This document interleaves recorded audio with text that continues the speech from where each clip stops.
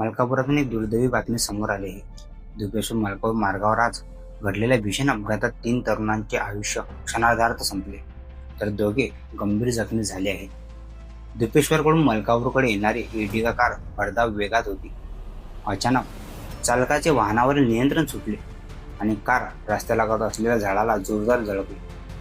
धडक इतकी भीषण होती की चारचाकीचा पूर्णपणे चक्काचूर झाला.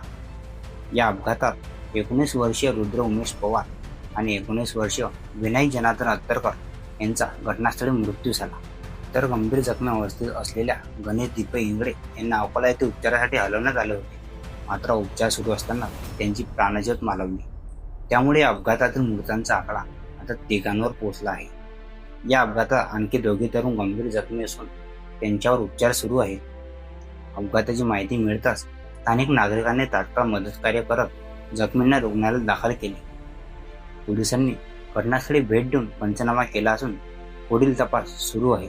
अत्यंत तरुण वयात आयुष्य संपल्याने परिसरात शोककळा पसरली असून धुपेश्वर मलकापूर मार्गावर वाढते अपघात पुन्हा एकदा चिंतेचा विषय ठरत आहे. वेग, बेफिकिरी आणि क्षणाची चूक कधी कोणाचा जीव घेईल हे सांगता येत नाही.